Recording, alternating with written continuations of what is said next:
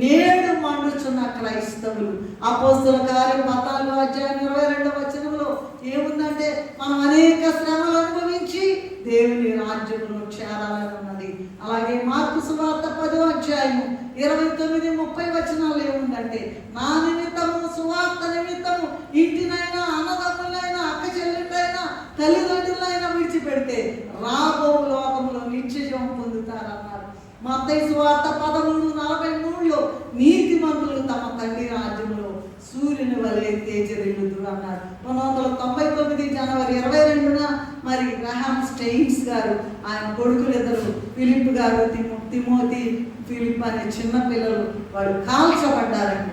ఇంకా మొన్న సరే లేటెస్ట్ ప్రవీణ్ పగడాల గారు ఇలాగా కాలిపోవడానికి అదేంటంటే మరి అంటండి ఇలా హతసాక్షులైన వారంట పరలోకంలో వెళ్ళి చూస్తేనంట మెరిసిపోతూ ఉంటుందండి. ఎక్కడ దెబ్బ కొట్టిందో అక్కడ మెరిసిపోద్దంట, తలతల తలతల తలతల మెరిసిపోద్దంట.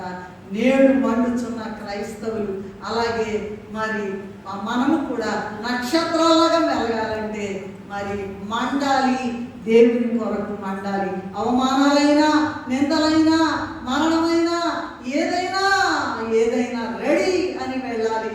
అటువంటి స్థితే మండుచున్న పొద.